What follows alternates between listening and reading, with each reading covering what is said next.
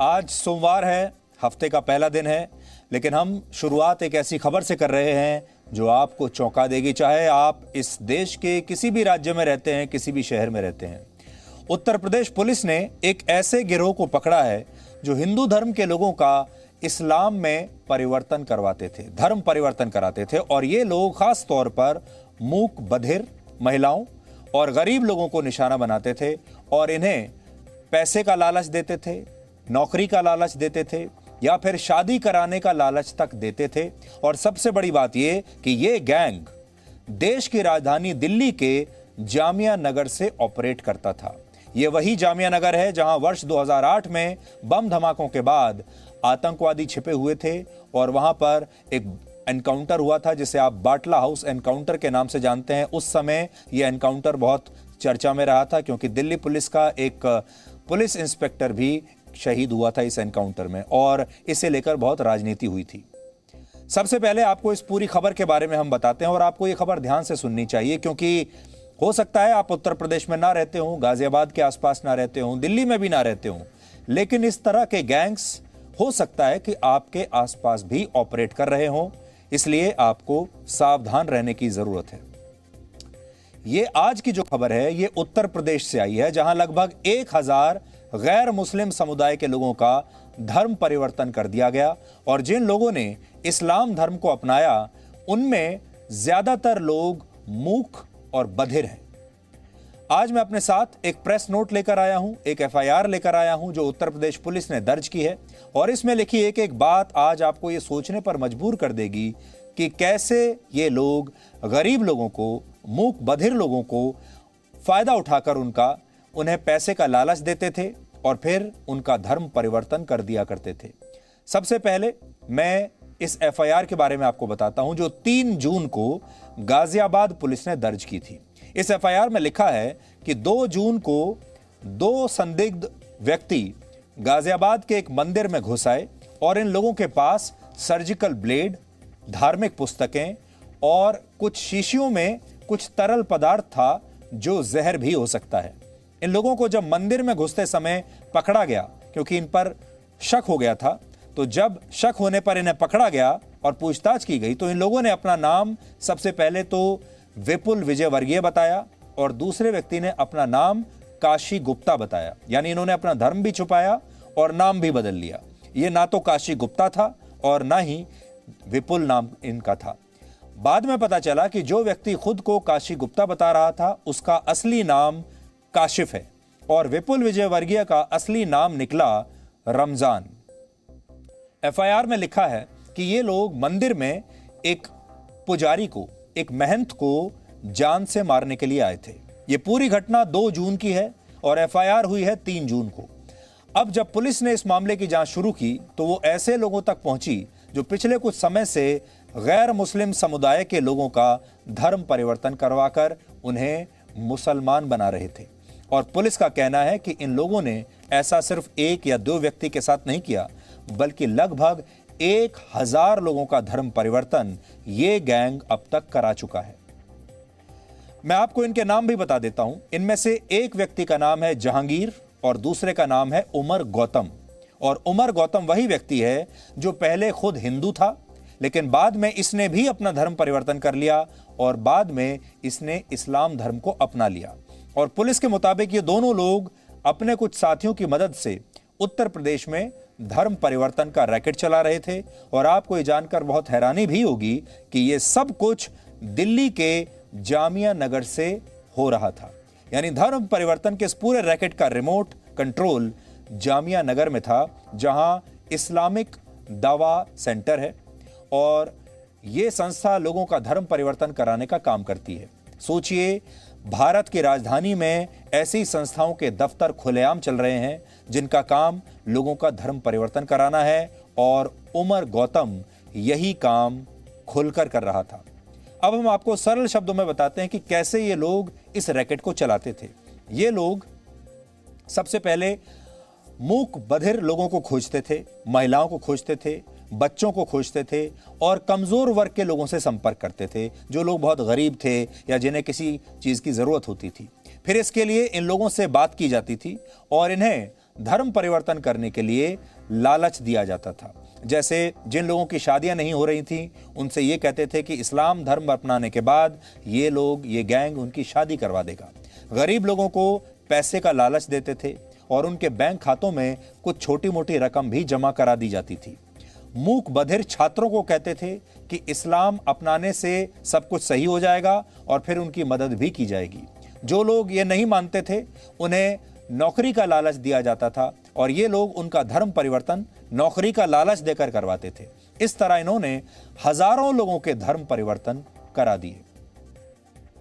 Police के मुताबिक इन लोगों ने उत्तर प्रदेश के नोएडा के सेक्टर 117 में मूक बधिरों के एक रेजिडेंशियल स्कूल में कई छात्रों को मजबूर किया और इन छात्रों के परिवारों को भी इस बारे में पता नहीं चलने दिया कि उनके बच्चों ने, इन छात्रों ने अपना धर्म बदल लिया है। उदाहरण के लिए एक छात्र के परिवार ने कानपुर में अपने बच्चे की गुमशुदगी की रिपोर्ट दर्ज कराई, लेकिन बाद में पता चला कि उस बच्चे का धर्म परिवर्तन इन लोगों ने करा दिया है। इसी तरह और लोगों को भी ऐसे ही निशाना बनाया गया। आज एक ऐसे ही परिवार ने हमसे बात की। हम आपको इस परिवार की बात सुनाएंगे, लेकिन उससे पहले आपको ये जरूर बताना चाहेंगे, बहुत सारे लोग कहेंगे कि ये एक सांप्रदायिक खबर है, बहुत सारे लोग ये कहेंगे कि ये दो धर्मों के बीच नफरत फैलाने वाली खबर है। जी नहीं, ये ना सांप्रदायिक है ना नफरत की खबर है, ये सच्चाई की खबर है और ये सब कुछ सच है और ये आपके पास भी हो रहा होगा। अब इसमें बाकायदा FIR दर्ज हुई है। FIR की कॉपी आज मैं आपके साथ सामने लेकर आया हूं। ये FIR की कॉपी है, इसमें सब कुछ, सारी बातें इसके बारे में लिखी हुई हैं। इसलिए हो सकता है हमारे देश के जो लिबरल हैं, हमारे देश के जो बुद्धिजीवी लोग हैं, वो सबसे पहले तो यही कहेंगे, वो डिनायल मोड में आएंगे और वो कहेंगे कि ये तो सांप्रदायिक खबर है। लेकिन हम आपको ये आश्वस्त करना चाहते हैं कि ये जो खबर है असल में ये सांप्रदायिक खबर नहीं है। ये वो खबर है जो आपको हैरान भी करेगी और ये वो खबर है जो आपको परेशान भी करेगी। दुर्भाग्य ये है कि हमारे देश के मीडिया का एक बहुत बड़ा हिस्सा इस तरह की खबरों को आपके सामने प्रस्तुत नहीं करता, क्योंकि उन्हें लिबरल टैग चाहिए होता है, क्योंकि वो अपने आप को धर्मनिरपेक्ष कहलवाना चाहते हैं। लेकिन धर्मनिरपेक्ष का मतलब ये नहीं होता कि इस तरह की खबरों को रिपोर्ट ना किया जाए, क्योंकि ये अब हो रहा है। आपके गली मोहल्ले में भी हो रहा होगा, आपके शहर में भी हो रहा होगा, आपके राज्य में भी हो रहा होगा। क्यों हो रहा है इसकी भी हम तहकीकात करेंगे, लेकिन पहले आप इस परिवार की बात सुनिए। इंटर पास किया था, इंटर पास करने में DAV कॉलेज में एडमिशन लिया था। इसके बाद लॉकडाउन में पेपर नहीं हुए थे, तब से वो उसमें माइंड वेस्ट हो गया। माइंड उसमें धर्म परिवर्तन हुआ। कैसे, कहाँ चला गया? दिल्ली चला गया था। ये कैसे पता चला कि उसका धर्म परिवर्तन हो गया? हमें नहीं पता चला। उसका जब कागज़ हमको घर पे मिला था बक्से में, तब मालूम हुआ था धर्म परिवर्तन करा। कागज में क्या लिखा है? कागज़ में उसने अपना नाम चेंज किया है। क्या नाम कर लिया? अब्दुल कादिर। अब्दुल कादिर।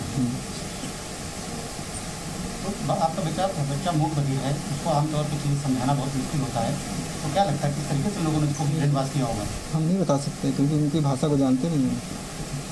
आपके बेटे की भाषा आप समझ पाते हैं? हम नहीं, पूरी तरह से नहीं समझ पाते। हमने इनका चेहरा आपको नहीं दिखाया है, क्योंकि ये मामला बहुत सेंसिटिव है और इस मामले में बड़ी बड़ी साजिशें हो रही हैं। आपने तो देखा होगा, आज ये जो दो लोग मंदिर में गए थे, इनके पास से भी एक ब्लेड मिला है, सर्जिकल ब्लेड मिला है, जहरीला पदार्थ भी मिला है। इसलिए हम नहीं चाहते थे कि इनकी जान खतरे में आ जाए, इसलिए इनकी तस्वीर, हमने आपको इनकी बात तो सुनाई है, लेकिन हमने इनका चेहरा ढक लिया है, इनकी सुरक्षा को ध्यान में रखते हुए। ऐसा भी नहीं है कि ये लोग पहली मुलाकात के बाद ही धर्म परिवर्तन के लिए इस तरह के लोगों को राजी कर लिया करते थे। इसके लिए पहले इन लोगों के अंदर उनके धर्म को लेकर नफरत पैदा की जाती थी और उन्हें बताया जाता था कि कैसे उनका धर्म सही नहीं है और उनका धर्म ना तो उनकी रक्षा कर सकता है और उनका धर्म उन्हें असल में गलत रास्ते पर ले जा रहा है और उनके धर्म ने उन्हें इतनी बुरी स्थिति में लाकर छोड़ दिया है। जब ये लोग इन इस तरह के लोगों का, जिनका धर्म परिवर्तन करना होता था, उनका ब्रेन वॉश कर देते थे, ब्रेन वॉश करने के बाद तब उन्हें लालच दिया जाता था और कहा जाता था कि इस्लाम धर्म अपनाने से उनकी सारी समस्याएं खत्म हो जाएंगी। पुलिस ने बताया है कि इन लोगों को इस काम के लिए बाहर के देशों से फंडिंग मिलती थी, पैसा बाहर से आता था और उमर गौतम नाम का व्यक्ति दूसरे लोगों के साथ मिलकर यह रैकेट चलाता था। आज इस पर उत्तर प्रदेश की सरकार ने भी संज्ञान लिया है और कड़ी कार्रवाई करने का आश्वासन भी दिया है। कानून व्यवस्था बनी रहे, कोई गैर कानूनी काम ना करे और किसी ने किया है तो उसकी तमाम सारी जांच चल रही है और जांच में जो खुलासा होता है उनके खिलाफ कार्रवाई होती है। इसी प्रकार से यह भी एक तरह से समाज में एक अलग प्रकार की समस्या पैदा करने के लक्ष्य को लेकर के कार्य करने की कोशिश कर रहे होंगे। एटीएस ने पकड़ा है और भी तथ्य सामने आएंगे और इस प्रकार की चीज़ें किसी भी कीमत पर की लालच दे करके, प्रलोभन दे करके, झूठ बोल करके अगर किसी भी प्रकार से धर्मांतरण किया जाता है तो वो गलत भी है। और अगर देश विदेश कहीं से भी कोई भी ऐसे तत्व जुड़े हुए हैं तो वह और भी चीज़ें सामने आएंगी और जो जो दोषी होंगे उनको पकड़ा जाएगा। भारत के संविधान के आर्टिकल 25 के तहत सभी नागरिकों को स्वेच्छा से, अपनी इच्छा से किसी भी धर्म को चुनने, उसे मानने और उसका प्रचार करने की पूरी आजादी है। लेकिन इसमें लिखा हुआ है यह सब स्वेच्छा से होना चाहिए। अगर कोई जबरदस्ती किसी का धर्म परिवर्तन कराता है या उसे लालच देकर धर्मांतरण करवाता है तो भारतीय संविधान में इसका कोई उल्लेख नहीं मिलता। बड़ी बात यह है कि देश में इसे लेकर कोई भी सेंट्रल लॉ नहीं है, केंद्रीय कानून नहीं है, लेकिन कानून बनाने को लेकर मांग कई दशकों से उठती आ रही है कि इस पर एक कानून होना चाहिए। जब भारत में अंग्रेजों की सरकार थी, उनका शासन था, तब कई रजवाड़ों ने धर्म परिवर्तन को लेकर बहुत सख्त कानून बना दिए थे। इनमें कोटा, बीकानेर, जोधपुर, रायगढ़, उदयपुर और कालाहांडी के रजवाड़े प्रमुख हैं। हालांकि ब्रिटिश सरकार ने इन कानूनों को कभी माना नहीं। हालांकि आजादी के बाद वर्ष 1954 में पहली बार धर्म परिवर्तन से संबंधित बिल देश की संसद में पेश किया गया। इसके तहत यह प्रस्ताव रखा गया था कि धर्म परिवर्तन कराने वाली संस्थाओं को इसके लिए भारत सरकार से मंजूरी लेनी होगी और जिला स्तर पर भी अधिकारियों को जानकारी देनी होगी। लेकिन यह बिल पास हो ही नहीं पाया। इसके 6 वर्ष बाद वर्ष 1960 में भी एक ऐसा ही बिल दोबारा आया, लेकिन यह बिल भी संसद में पास नहीं हुआ। इसके बाद वर्ष 1997 में भी इस मुद्दे पर एक कानून बनाने की कोशिश की गई, लेकिन कोई कामयाबी नहीं मिली। और फिर वर्ष 2015 में संसद में एक बहस के दौरान कानून मंत्रालय ने कहा कि जबरदस्ती और धोखाधड़ी से कराए गए धर्म परिवर्तन के मामलों में कोई कानून बनाना संभव नहीं है, क्योंकि कानून व्यवस्था राज्यों का मामला है। यानी केंद्र सरकार ने स्पष्ट किया कि इसे लेकर राज्य, अलग अलग राज्य सरकारें चाहें तो वो अपने राज्यों के लिए कानून बना सकती हैं। इस समय हमारे देश में कुल 28 राज्य और 8 केंद्र शासित प्रदेश हैं, लेकिन इसे लेकर कानून सिर्फ 8 राज्यों में है। और शायद यही वजह है कि ऐसे लोग धर्म परिवर्तन की अपनी दुकानें आज भी बिना किसी डर के खुलेआम चला रहे हैं। अब आप अपनी स्क्रीन पर देख सकते हैं, ये वो राज्य हैं जहां पर धर्म परिवर्तन से संबंधित कानून इस समय हैं। ये वो राज्य हैं, लेकिन बहुत मुट्ठी भर राज्य हैं। अगर आप देखेंगे भारत के नक्शे में तो भारत का ज्यादातर नक्शा ऐसा है जहां पर धर्म परिवर्तन को लेकर कोई कानून है ही नहीं। इसीलिए ये दुकानें खुलेआम चल रही हैं और ये खतरनाक दुकानें हैं।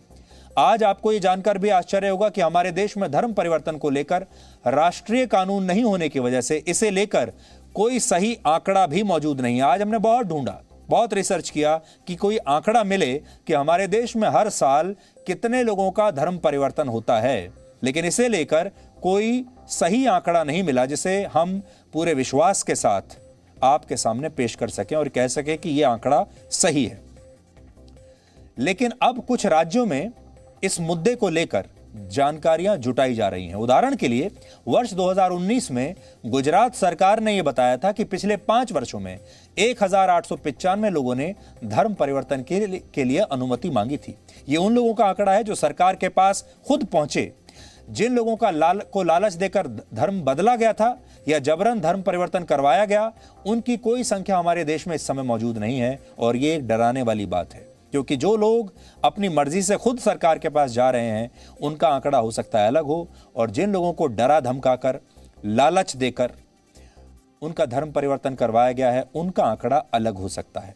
वर्ष 2012 में केरल सरकार ने यह बताया था कि 2006 से 2012 के बीच वहां 7,713 लोगों ने अपना धर्म छोड़कर इस्लाम धर्म को अपना लिया, जिसमें 2,667 सिर्फ अकेले महिलाएं थीं और इनकी उम्र भी 40 वर्ष से कम थी। सोचिए, ये बात लगभग 10 साल पुरानी है और अब वहां क्या स्थिति होगी। ऐसा नहीं कि धर्म परिवर्तन का यह मुद्दा पहली बार सुर्खियों में आया है। भारत में धर्म परिवर्तन का इतिहास बहुत पुराना है। वर्ष 1930 में रजवाड़ों को धर्म परिवर्तन को लेकर इसलिए कानून बनाना पड़ा क्योंकि ईसाई मिशनरीज भारत में बड़े पैमाने पर हिंदुओं को ईसाई धर्म अपनाने के लिए काम कर रही थी। क्योंकि उस समय ब्रिटिश शासन था, इसलिए वो चाहते थे कि बड़ी संख्या में लोग हिंदू धर्म छोड़कर ईसाई बन जाएं। और इतिहास में और भी पीछे जाएंगे जब आप, तो ऐसी घटनाएं आपको मिलेंगी। 19 जनवरी 1790 में टीपू सुल्तान ने अपने एक पत्र में लिखा था कि उन्होंने मालाबार में 4 लाख हिंदुओं का धर्म परिवर्तन कराकर उन्हें मुसलमान बना दिया है। एक और पत्र में टीपू सुल्तान लिखता है कि कालीकट प्रदेश के सभी हिंदुओं का उन्होंने धर्म परिवर्तन करा दिया है और अब सभी इस्लाम को मानने वाले लोग बचे हैं। जितने लोग बचे हैं वो सारे वो हैं जो इस्लाम को मानते हैं। मुगलों के समय में भी ऐसे उदाहरण मिलते हैं। मुगल शासक अकबर ने अपने एक आदेश में कहा था कि जिन लोगों का जबरदस्ती धर्म परिवर्तन हुआ है, ऐसे लोग वापस अपने पुराने धर्म में लौट सकते हैं। और इस बात से आप समझ सकते हैं कि उस समय भी हिंदुओं का धर्म जबरदस्ती बदला जाता था और अकबर ने उन्हें एक मौका दिया था कि वो चाहें तो वापस अपने धर्म में जा सकते हैं। राष्ट्रपिता महात्मा गांधी ने एक बार कहा था कि मेरे पास कानून बनाने की शक्ति होती तो मैं निश्चित तौर पर धर्म परिवर्तन की सारी गतिविधियों पर रोक लगा देता। यानी महात्मा गांधी लालच देकर और जबरदस्ती तरीके से कराए गए धर्म परिवर्तन के खिलाफ थे। भारत में कभी भी आक्रामक धर्म परिवर्तन की परंपरा नहीं थी। हिंदू धर्म में मान्यता है कि ईश्वर तक पहुंचने के अनेक रास्ते हैं और हर व्यक्ति अपने मुताबिक मोक्ष का रास्ता ढूंढ सकता है। सम्राट अशोक ने भी अपने लौह स्तंभ में धार्मिक सद्भाव का परिचय दिया था और मध्य युग में कबीर और गुरु नानक देव जी ने भी धार्मिक सद्भाव का संदेश लोगों को दिया था। गुरु नानक देव जी के जीवन से संबंधित जन्म साखी में उल्लेख मिलता है कि एक बार उनसे उनके धर्म के बारे में पूछा गया ताकि वो भी उस धर्म को अपना सकें। तो तब गुरु नानक ने उनसे कहा कि वो एक मुसलमान है तो उसे अच्छा मुसलमान बनने की कोशिश करनी चाहिए, एक हिंदू है तो अच्छा हिंदू बनने की कोशिश करनी चाहिए, ना कि धर्म को बदलना चाहिए। आप जिस भी धर्म में हैं वहीं रहो और अच्छा व्यक्ति बनने की कोशिश करो। लेकिन कुछ लोग मानते हैं कि उनका धर्म ही एकमात्र सत्य है और बाकी सब धर्म अंधविश्वास है। और यही वो भावना है जिससे समाज में द्वेष की भावना जन्म लेती है। 2011 की जनगणना के मुताबिक भारत में जो हिंदू हैं वो लगभग 79.8% हैं। यानी लगभग मान लीजिए आप 80% भारत में हिंदू हैं और मुस्लिम जनसंख्या भारत में 14.2% है। लेकिन ये आंकड़े 2011 के हैं। अब ये आंकड़े और बदल चुके होंगे क्योंकि इस दौरान जो धर्म परिवर्तन हुए हैं उससे ये आंकड़ों में बदलाव आया होगा और हो सकता है आने वाले वर्षों में ये जो हम आज आपको आंकड़े दिखा रहे हैं इनमें और बड़ा बदलाव आ जाए। यह हम आपको एक और महत्वपूर्ण बात बता दें कि जिस पुजारी पर हमले की कोशिश के लिए ये लोग मंदिर में गए थे उन पर कुछ समय पहले उसी मंदिर में 2 मुस्लिम लड़कों के पानी पीने पर विवाद हुआ था। और आपको याद होगा ये जो किस्सा था ये भी बड़ा मशहूर हुआ था जब ये जो महंत हैं इन्होंने 2 लड़कों की पिटाई की थी और इसे एक बहुत बड़ा मुद्दा बना दिया गया था और ये कहकर आपको ये बताया गया था, ये खबर बताई गई थी कि ये जो 2 लड़के थे ये छोटे बच्चे थे और ये पानी पीने के लिए मंदिर में आए थे।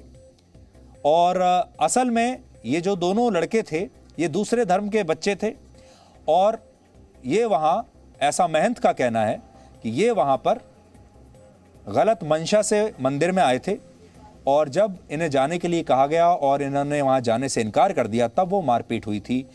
और अब उसी महंत की हत्या को लेकर, ऐसा इस FIR में लिखा हुआ है, उसी महंत की हत्या को लेकर ये दोनों लोग आज उसी मंदिर में गए थे जिस मंदिर से कुछ समय पहले 2 बच्चों की पिटाई की खबर आई थी। लेकिन ये 2 बच्चे, जैसा मैंने आपको बताया, दूसरा जो पक्ष है जो अपने आप को धर्मनिरपेक्ष पक्ष कहता है वो तो उनका ये कहना था कि ये तो 2 छोटे बच्चे थे, क्या बड़ी बात हो गई कि अगर ये दूसरे धर्म के थे और महंत ने और मंदिर में जो बाकी लोग थे उन्होंने इन बच्चों की सिर्फ इसलिए पिटाई कर दी क्योंकि ये मंदिर में पानी पीने के लिए आ गए थे। लेकिन मामला ये था नहीं, मामला ये था कि आसपास के इसी तरह के लोग अक्सर मंदिर में आते थे, लोगों को परेशान करते थे, ऐसे लोगों के चक्कर में आते थे कि जिन लोगों को वो पकड़ सकें और उनका धर्म परिवर्तन कर सकें। लेकिन तब क्योंकि पूरे प्रेस ने, पूरे मीडिया ने इसे गलत तरीके से प्रचारित कर दिया तो लोगों को कुछ और दूसरी ही जानकारी मिली। लेकिन आज आपको ये समझ में आया होगा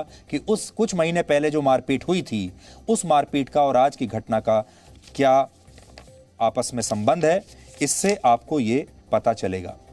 भारत दुनिया की सबसे बड़ी डेमोक्रेसी है, यानी सबसे बड़ा जनतंत्र है दुनिया का। भारत दुनिया का, आप समझ लीजिए, भारत का जो समाज है वो दुनिया का सबसे बड़ा धर्मनिरपेक्ष समाज है और ये देश धर्मनिरपेक्ष देश है। यहाँ पर कोई किसी के साथ ज़बरदस्ती नहीं कर सकता और हर धर्म के लोगों को अपने धर्म का पालन करने की पूरी आज़ादी है। तो फिर आज बड़ा सवाल ये है कि जब इस देश के संविधान ने अलग अलग धर्म के लोगों को पूरी आज़ादी दी है कि वो अपने धर्म का पालन कर सकते हैं, तो ऐसे में धर्मांतरण कराने के लिए इतना पैसा खर्च करने की क्या ज़रूरत है? क्यों ये धर्म के लोग, अलग अलग धर्म के लोग ये चाहते हैं कि ये धर्मांतरण कराएं? क्यों बड़े बड़े NGOs अलग अलग क्षेत्रों में जाकर, गाँव में जाकर गरीब लोगों को ये लालच देते हैं, पैसा खर्च करते हैं? हर साल करोड़ों रुपया खर्च होता है, हज़ारों करोड़ रुपया खर्च होता है ये करने के लिए कि कैसे बड़ी संख्या में लोगों का धर्मांतरण किया जाए। कोई भी धर्म इसकी इजाज़त नहीं देता। इसलिए आज ये बड़ा सवाल है जिस पर पूरे देश को सोचना होगा।